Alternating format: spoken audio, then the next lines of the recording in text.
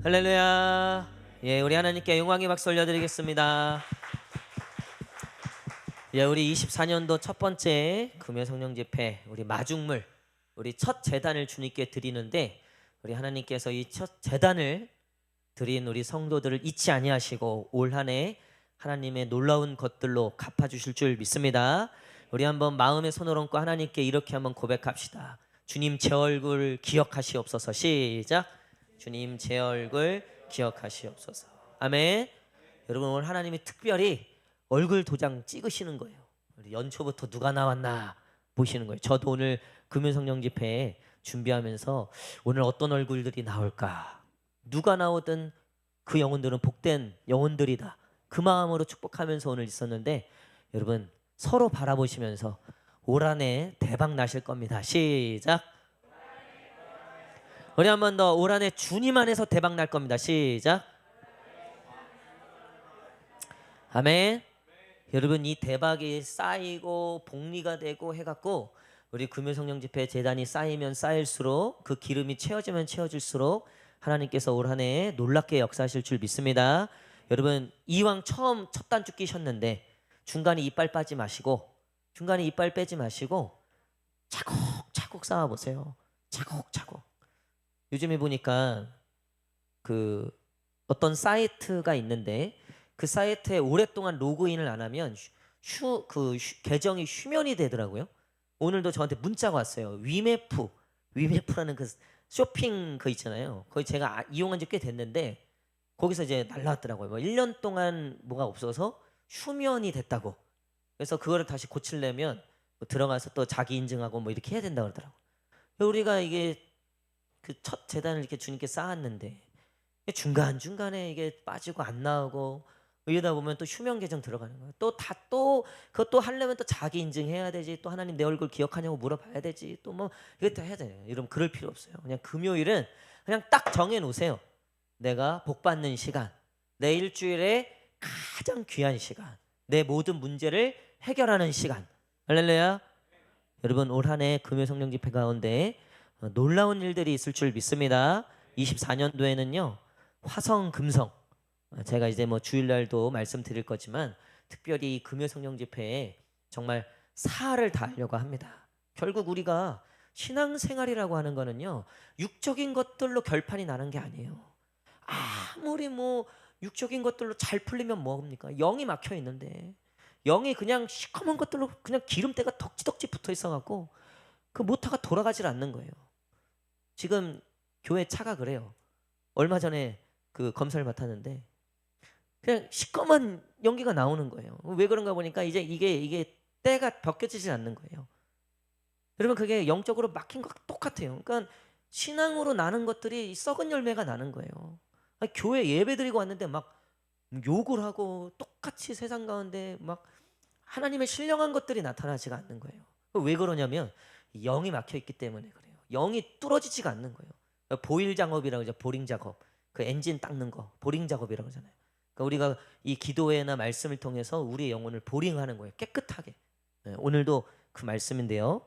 우리 말씀 보도록 하겠습니다. 요한복음 2장 13절에서 17절 오늘 큐티 말씀이에요. 자, 그 전에 우리 한번 옆 사람하고 한번 이렇게 고백합시다. 한 주간 큐티 하셨습니까? 시작. 나는 하루라도 했다. 하루라도 했다. 그러면 이렇게 고백합시다. 했습니다. 시작. 했습니다. 예. 큐티 하셔야 됩니다, 여러분. 큐티 하셔야 됩니다. 말씀 보셔야 됩니다. 이번 큐티는요 너무 좋아요. 진짜. 이번 주 저도 매일 저녁 기도회, 수요 예배, 매일 이 큐티를 하면서 또 같이 말씀도 나누고 하는데, 이 말씀 속에서 질문을 찾고 또 하나님께 묻고 하나님의 음성을 듣고, 그리고 큐티책 보면은 이 간증들도 어떻게 그런 간증들이 그렇게 매일매일 그렇게 나오는지 모르겠어요. 근데 다 죄인들이에요. 보니까 다 죄인들. 저와 여러분들하고 똑같은 평범한 사람들이에요. 뭐 특별히 무슨 뭐 목회자거나 이런 사람들이 아니에요.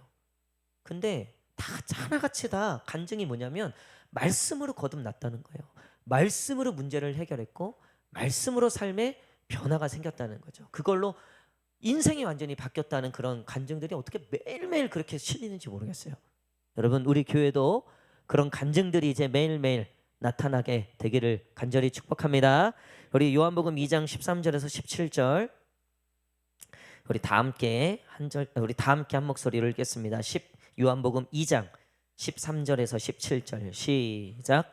유대 유월절이 가까운지라 예수께서 예루살렘으로 올라가셨더니 성전 안에서 소와 양과 비둘기 파는 사람들과 돈 바꾸는 사람들이 앉아 있는 것을 보시고 노끈으로 채찍을 만드사 양이나 소를 다 성전에서 내쫓으시고 돈 바꾸는 사람들의 손을 쏟으시며 상을 엎으시고 비둘기 파는 사람들에게 이르시되 이것을 여기서 가져가라. 내 아버지의 집으로 장사하는 집을 만들지 말라 하시니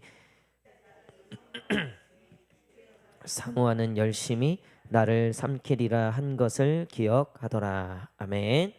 예, 오늘 어쩔 수 없다고 말하기 전에라는 제목으로 같이 말씀 나누도록 하겠습니다.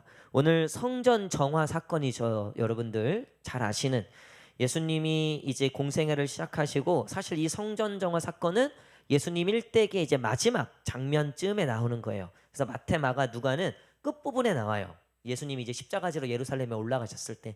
요한복음은 시대적으로 이 시간 차이가 뒤에가 예루살렘에서 있던 일들이 굉장히 많이 기록되어 있어요. 그래서 이제 먼저 나오긴 했는데 이 성전 정화 사건은 말 그대로 성전, 거룩해야 되는 성전을 깨끗하게 하신 사건이에요. 이 성전에 예배를 드리지 않고 장사를 하는 사람들이 있었다는 거죠. 오늘 말씀처럼 소, 양, 비둘기 파는 사람들, 돈을 바꾸는 사람들, 예수님이 그 사람들을 채찍을 만드시고 쫓아내셨다. 그리고 아버지의 집을 장사하는 자들의 소굴로 만들지 마라. 여기를 장사한 그런 곳으로 만들지 마라. 그리고 이 아버지의 집은 만민이 기도하는 집이다. 그래서 다시 그 성전을 거룩하게 회복하시는 일이 바로 이 성전 정화 사건이에요. 여러분, 이 말씀을 통해서 우리가 몇 가지 질문을 해볼 수 있는데요. 첫 번째 질문은 이거예요. 왜 교회에서 장사를 하게 되었는가? 우리 한번 따라합시다. 왜 교회에서 장사를 하게 되었는가? 시작. 그 배경이 있어요. 유대인들이 이 바벨론에 의해서 나라가 멸망을 당하잖아요. 그리고 포로들이 생겨요. 그리고 다 흩어지게 됩니다. 그래서 디아스포라라고 해서 우리나라도 일본의 침략 때문에 만주로 저기 우즈베키스탄까지도 막 이주되고 흩어지는 그런 경우도 있잖아요. 또 정부도 막 망명 가게 되고 또 미국으로 뭐 하와이로 뭐 여기저기 막 흩어지게 되잖아요. 그것처럼 나라가 망하니까 이 백성들이 여기저기 막 흩어지게 되었다는 거예요. 근데 나중에 시간이 지나서 나라는 회복이 되었는데 거기서 정착해서 사는 사람들이 많아졌다는 거예요. 그래서 흩어진 유대인들이라고 해서 디아스포라라고 얘기하는 거예요. 근데 그 흩어진 유대인들이 여전히 율법을 지키고 있었어요. 그리고 성전이 회복됐다는 얘기를 듣고 이 유대인들은 1년에 3번씩 꼭 성전에 와야 돼요. 그걸 이제 유대절기라 그러는데, 그래서 이 예배를 드리러 성전에 1년에 3번 적어도 한 번은 와야 되는데, 이 유월절이 가까이 왔다 돼 있잖아요. 13절에 이 유월절이 그런 절기였어요. 근데 이 올 때는 성전에 올 때 예배를 드리기 위해서 뭘 가져와야 돼요? 제물을 가져와야 돼요. 특별히 소, 양, 염소. 근데 예를 들면 여기서 한 500km 털어진 곳에 살고 있어. 지금처럼 차가 있고 뭐가 있는 게 아니잖아요. 그러니까 그 흠도 없고 이 정말 거룩한 깨끗한 제물을 가지고 와야 되는데 오는 길이 너무 먼 거예요. 데려오기도 힘들고 오는 길에 또 상할 수도 있고, 그래서 성전에서 그런 디아스포라 유대인들을 위해서 대신 그것들을 준비해 주는 사람들이 생겼다는 거죠. 그래서 그 사람들은 와서 돈으로 그것들을 사서 예루살렘에서 바로 이 예물을 드릴 수 있도록 그렇게 사실 시작된 거예요. 여러분 생각해 보면 사정과 형편과 그 상황은 이해가 되잖아요. 그렇죠? 충분히 이 상황을 이해 못할 상황으로 볼 수는 없을 거예요. 여러분, 하지만 문제는 뭐냐면 이 상황들과 형편들이 어느덧 예배를 위한 일이 아니라 장사를 위한 일이 돼버렸다는 거예요. 흔히 말하면 주객이 전도되어 버렸다는 거죠. 그 결정적인 그 단서가 어디 있냐면요. 14절에 있어요. 14절 다시 한번 읽겠습니다. 14절 시작. 양과 비둘기 파는 사람들과 돈 바꾸는 사람들이 앉아 있는 것을 보시고, 자, 성전 어디서 팔았다고 되어 있어요? 안에서.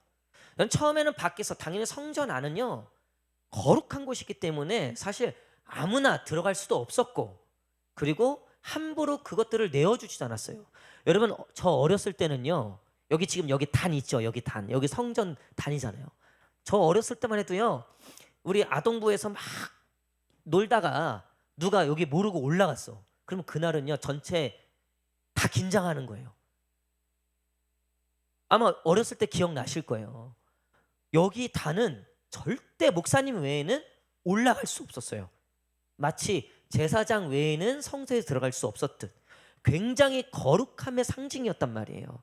그렇죠? 그래서 무슨 교회에서 무슨 행사를 하든 뭘 하든 단은 절대 건드리지 않았어요. 물론 지금은 예수님을 통해서 그 휘장이 찢어지고 이제 그런 구분들이 다 없어지게 되었지만, 그럼에도 불구하고 지금도 성도님들도 이 단에 대해서는요 그래도 뭔가 경외함, 어떤 거룩함이 있다고요. 그래서 이 단을 쉽게 여기지는 않아요. 그렇죠? 그러니까 당시에 성전 안에서 이것들을 팔았다는 건 뭐냐면 이미 그런 선들이 다 무너져 있었다는 거예요. 상황은 충분히 이해는 되지만 어느덧 예배를 위한 장사가 아니라 장사를 위한 예배가 되어버렸다는 거죠. 왜 성전에서 장사할 수밖에 없었는가? 왜 성전에서 장사하게 되었는가? 여러분, 그것은 뭐냐면 주객이 전도되기 시작했기 때문에 그렇게 시작될 수밖에 없었다는 거예요. 우리도 마찬가지예요. 여러분, 우리가 내 인생에서 가장 중요한 것이 무엇인가가 헷갈리기 시작하면요 우리도 교회 안에서 딴 생각하는 거예요. 이 교회가 더 이상 예배를 위한 그게 아니에요. 어떤 또 다른 것들을 위한 것이 될 뿐이에요. 그저 교회는, 성전은 수단이었어요. 이들에게. 예수님이 오죽 열받으셨으면 이것들을 다 엎으셨겠어요. 당시에 제일 중요한 이 성전이 사람들이 장사하는 장사판이 되어버렸어요. 게다가 예배를 드리는 사람도 이제는 그냥 돈으로 때우는 거예요. 돈으로.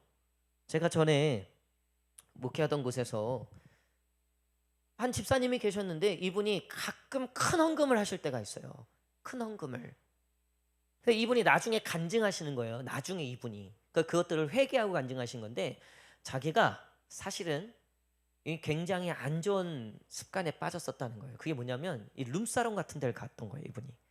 그러니까 이제 좀 다른 여자들과의 만남이 있었던 거죠. 그런데 이분이 이제 부인이 교회 다니고, 이분도 그냥 부인 때문에 이제 교회는 나왔는데 집사 직분도 받고 뭐 나름 그랬는데 이제 아무도 정말 상상도 못했던 거죠. 근데 이분이 나중에 고백하는 거예요. 근데 자기가 그런 일에 연루되고 나면 너무 마음이 찝찝했다는 거예요. 그래서 이걸 어떻게 해야 되나 해서 헌금이라도 드려야 되겠다 하고 그때마다 뭐 100만 원, 뭐 50만 원 이렇게 갑자기 큰 헌금들을 했다는 거예요. 자기의 고백인 거예요. 그러면서 자기가 이제 철없을 때죠. 그러니까 이 신앙이라고 하는 거, 이 예배라고 하는 거, 헌금이라고 하는 게 결국은 그 헌금의 목적, 그 예배의 목적이 있는 게 아니라 다른 거에 목적이 있고, 그거는 그저 수단이었다라고 얘기하는 거예요. 자기가 나중에 거듭나고 회개하고 이제 그것들을 깨달았다라고 얘기하는 거죠. 여러분, 24년도 우리가 이렇게 금요성령 집회로 시작하지만 오늘 우리가 우리의 마음이 정말 하나님께 맞춰져 있지 않으면, 그러니까 오늘 이 기도회를 통해서 우리가 누굴 만나야 합니까? 그러니까 하나님을 만나야 하는 거예요. 그러니까 하나님을 만나야지 모든 게 풀리는 거지, 모든 것을 풀려고 하나님을 만나야 된다 이러면 안 된다는 거예요. 그러니까 나는 하나님을 만나러 왔다, 나는 오늘 하나님의 음성 들으러 왔다, 사실 그게 모든 것이 풀리는 거예요.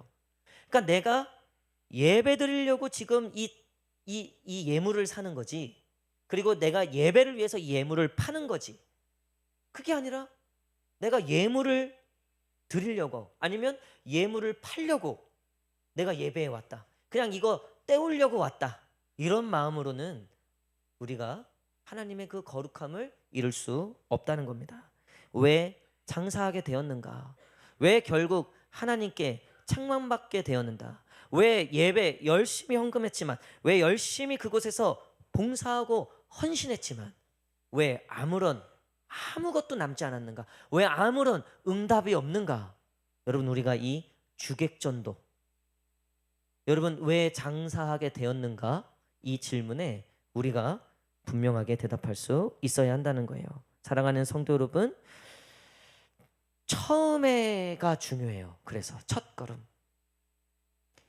처음에 이 예물을 디아스포라 이스라엘 백성들을 위해서 팔 때는 국률의 마음이었어요. 너무나 안타까운 사연, 정말 그들이 예배를 위해서 우리가 도와줘야 되겠다라는 마음이었을 거예요. 여러분, 그 마음이 어느새 변질이 돼가면서 결국 주객이 전도되게 되었다는 거죠. 여러분, 오늘 이 첫날을 잊지 마십시오. 우리가 오늘 이 금요 성령 집회에 우리가 들은 이 말씀들을 여러분 잊지 마십시오. 우리는 금요일 날 누구 만나러 오는 겁니까? 하나님 만나러 오는 줄 믿습니다. 그러니까 내 어떤 소원을 물론 빌죠. 당연히 저도 하나님께 간구하죠. 근데 여러분, 그것이 절대 주가 아니라는 거예요. 그건 객이에요, 객. 그래서 이 마태복음 6장 33절에도 예수님께서 그 기도에 대해서 가르치시면서 뭐라고 마지막에 얘기하시냐면, 먼저 그의 나라와 그의 의를 구해라. 그러면 나머지 모든 것을 너에게 더하겠다. 여러분, 정말 우리의 가정이, 또 우리의 삶이, 우리의 정말 이 기도 제목들이 응답받기를 원하잖아요. 그렇죠? 근데 그 응답받는 비결이요, 그 응답을 쫓아서 가는 게 아니라 하나님을 붙잡는 거예요. 하나님. 우리가 오직 오늘 하나님, 그 하나님 내가 만나고 간다. 하나님의 그 한 말씀이라도 내가 듣고 간다. 오늘 그 하나님의 만남과 하나님을 경험하는 그런 귀한 시간이 되기를 간절히 축복합니다. 여러분, 그런가 하면 두 번째 질문이 있어요. 예수님이 왜 엎으셨는가예요. 우리 한번 따라할까요? 예수님이 왜 엎으셨는가? 시작. 예수님이 이렇게까지 엎으신 이유가 왜일까?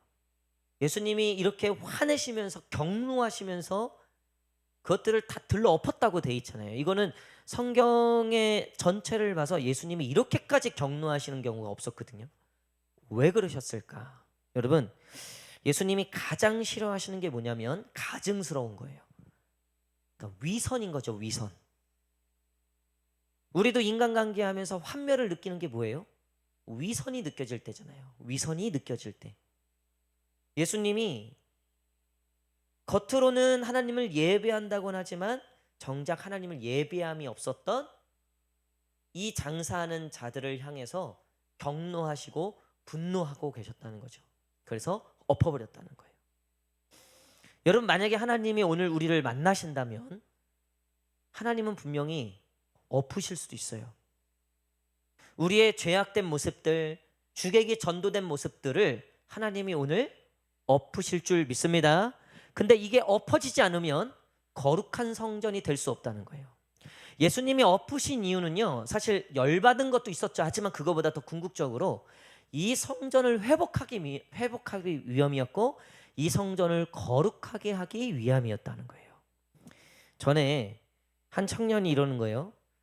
예수님을 만난 거예요. 이 청년이 정말 이 수련회를 통해서 예수님을, 누가 봐도 이 청년이 예수님 만났구나 싶을 정도로 그 기도회 때 막 대성통곡을 하면서 떼굴떼굴 그러면서 막 정말 기도하고 죄를 고백하고, 이 청년이 막 그런 거예요. 그러니까 누가 봐도 이 청년이 오늘 뭔가 하나님 만났구나, 뭔가 역사가 있구나, 누가 봐도 그렇게 느낄 만큼.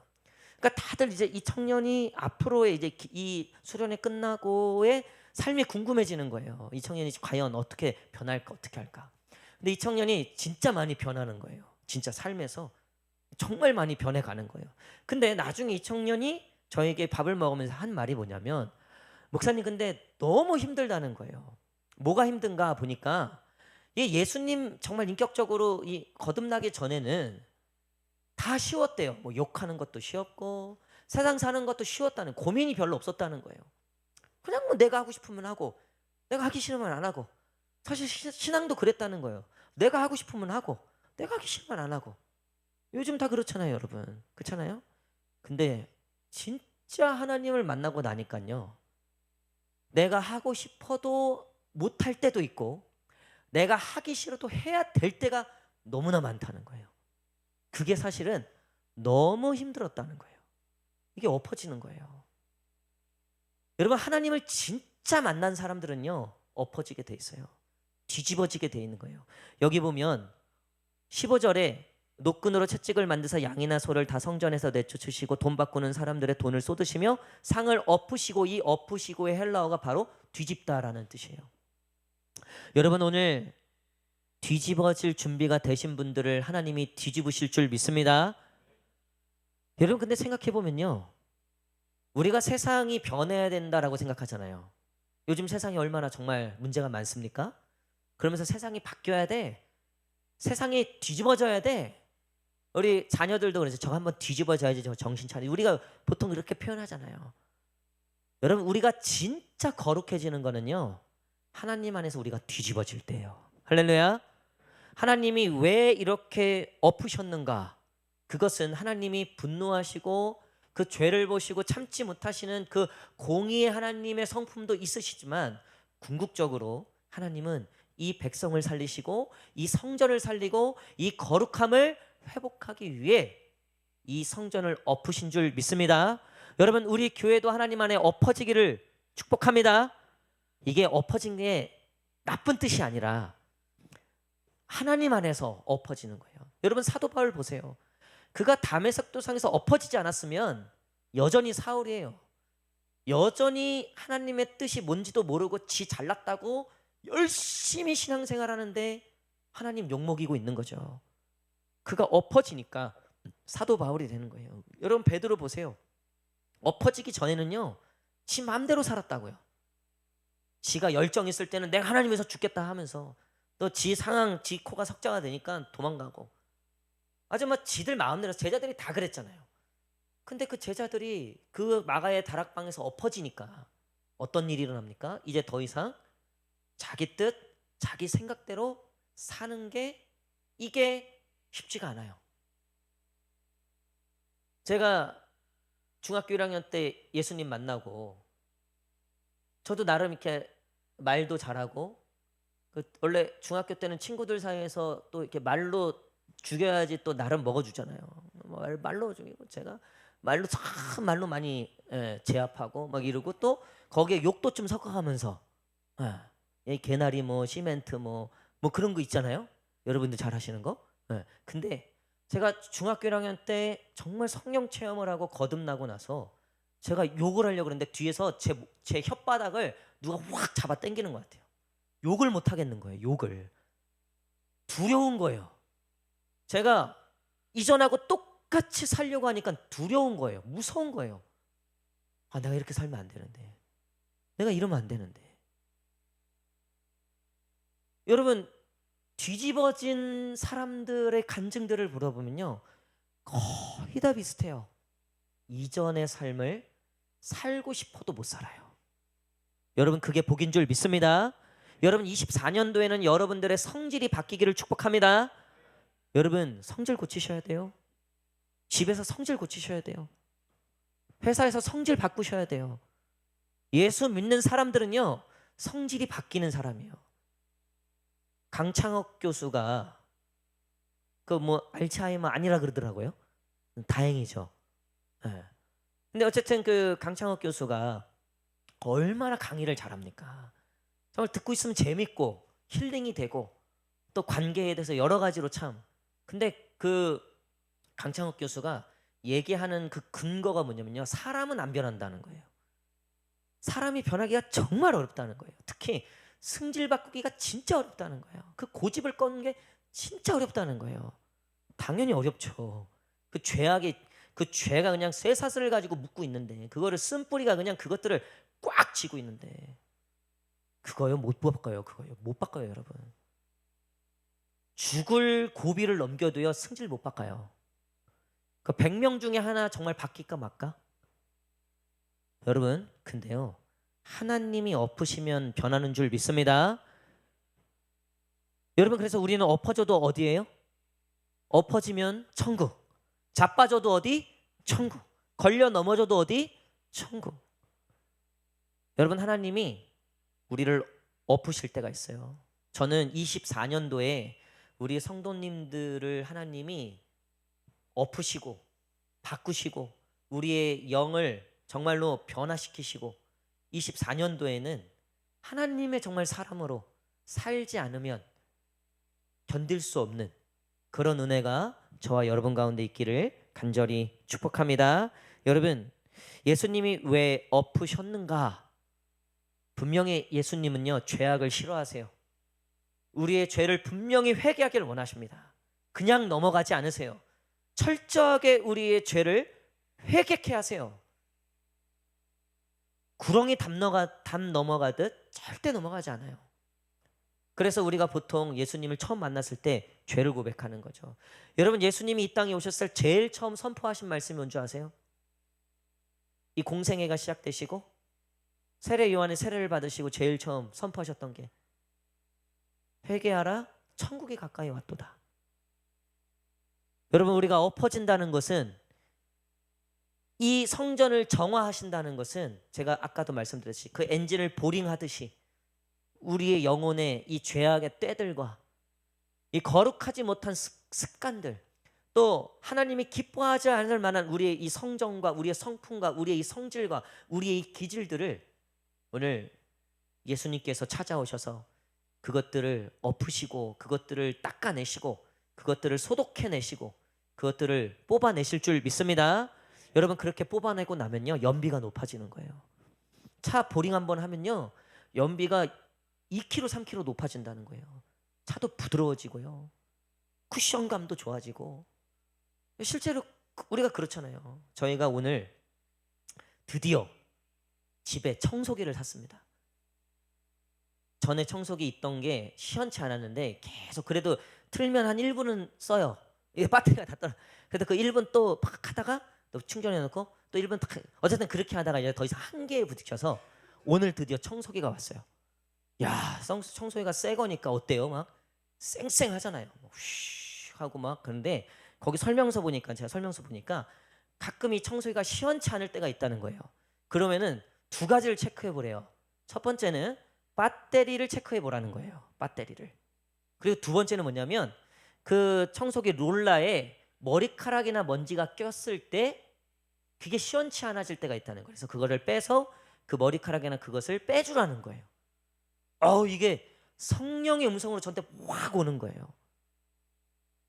여러분, 하나님께서 오늘 우리로 하여금 쌩쌩하게 하시는데 그 쌩쌩하게 하기 위해서 두 가지를 체크하시는 거예요. 첫 번째, 우리 안에 있는 죄악들. 여러분, 오늘 그것들이 고백되어지고 그것들이 깨끗이 씻겨지는 역사가 있을지어다. 그리고 두 번째는 뭐냐면요, 야, 얘 배터리 떨어졌구나. 내가 성령을 부어줘야 되겠다. 내가 힘 줘야 되겠다. 내가 얘 사랑이 부족하구나. 내가 사랑을 부어줘야 되겠다. 얘가 비전이 없구나. 비전을 부어줘야 되겠다. 할렐루야. 여러분, 엎으시는 이유가 뭐라 그랬어요? 죄를 깨끗하게, 두 번째는 사실 이 성전을 거룩하게 살리기 위해서. 그래서 친히 이 성전을 위해서 나중에 누가 엎어지십니까? 예수님이 엎어지세요.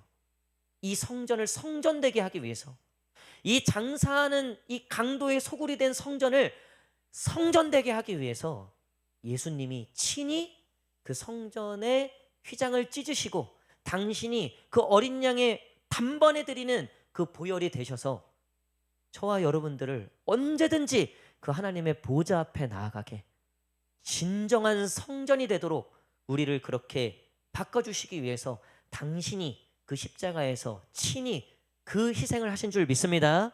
오늘 예수님께서 저와 여러분들을 위해서 그거 하시겠다는 거예요. 내가 오늘 너희를 위해서 일하겠다. 내가 오늘 너희를 위해서 내가 십자가를 지겠다. 내가 오늘 너희의 그 모든 것들을 내가 해결하겠다. 오늘 우리를 살리시고 우리를 새롭게 하시는 그 예수 그리스도의 그 은혜가 오늘 저와 여러분 가운데 있기를 간절히 축복합니다. 우리 옆 사람하고 마지막으로 한번 이렇게 고백했으면 좋겠습니다. 여러분, 어쩔 수 없다라고 말하기 전에 올 한 해도 벌써 일주일 지났는데 큐티도 안 해, 기도도 안 해, 예배도 안 드려. 올해도 어쩔 수 없나 보다. 벌써 이런 마음. 집도 변한 게 없고 가정도 뭐 직장도 자녀들도 변한 게 없고 벌써부터 절망, 낙심. 올해도 별 수 없겠구나. 어쩔 수 없겠구나. 벌써부터 이런 거짓말들이 들어와서 우리로 기도도 못하게 만들고 기대도 못하게 만들고. 여러분, 오늘 예수님께서 찾아오셔서 그것들을 다 엎어내시는 줄 믿습니다. 그것들을 다 솎아내실 줄 믿습니다. 우리 옆 사람하고 이렇게 고백합시다. 어쩔 수 없다고 말하기 전에 시작. 기도합시다. 시작. 우리 한 번 더 큐티 합시다. 시작. 예배합시다. 시작. 찬양합시다. 시작. 아멘. 여러분, 올 한 해 이것들로 정말 우리 교회도 그렇고 우리 성도님들도 그렇고 정말 하나님의 놀라운 은혜가 있기를, 정말 갑절에 정말 30배, 60배, 100배 축복이 있기를 간절히 축복합니다. 우리 이 시간 찬양하고 기도하도록 하겠습니다.